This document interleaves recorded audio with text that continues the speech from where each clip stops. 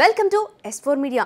టాలీవుడ్ను శోకసంద్రంలో ముంచిన కోటా శ్రీనివాసరావు మృతి వార్త నేపథ్యంగా ఆయన గతంలో చేసిన కొన్ని వ్యాఖ్యలు మెగా ఫ్యామిలీతో ఉన్న మౌన విభేదాలు మళ్ళీ చర్చనీయాంశమయ్యాయి.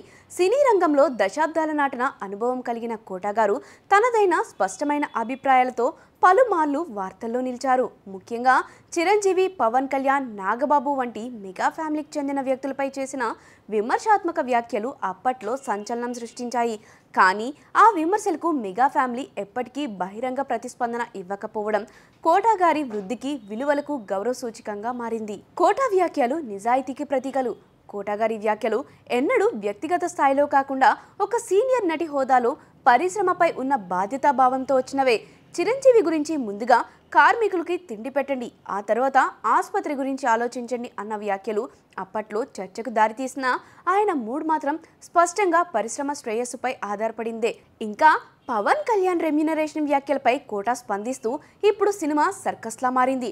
నటుడు రెమ్యునరేషన్ గురించి చెప్పుకోవడం అవసరమా అన్న మాటలు ఎమోషన్తో కూడిన అనుభవపూరిత వ్యాఖ్యలుగా మారాయి.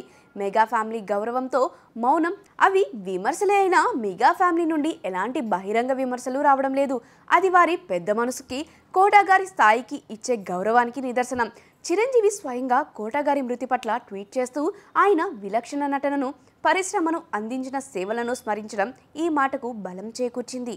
అభిప్రాయాల విభేదం మాత్రమే. కోటా గారు రాజకీయాల పట్ల ఉన్న ఆవేశం, పరిశ్రమలో ఉండే అసమతలపై ఉండే స్పందన వల్లే కొన్ని వ్యాఖ్యలు వచ్చింది తప్ప వ్యక్తిగత ద్వేషం కాదు.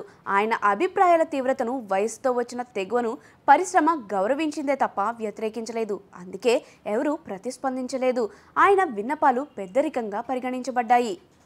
చివరికి ఒకే తెరపై ఉండే గౌరవం. కోటా గారు వెళ్ళిపోయారు, కానీ ఆయన మాటలు, నటన, పరిశ్రమపై చూపిన బాధ్యత అన్నీ ఎన్నటికీ నిలిచిపోతాయి.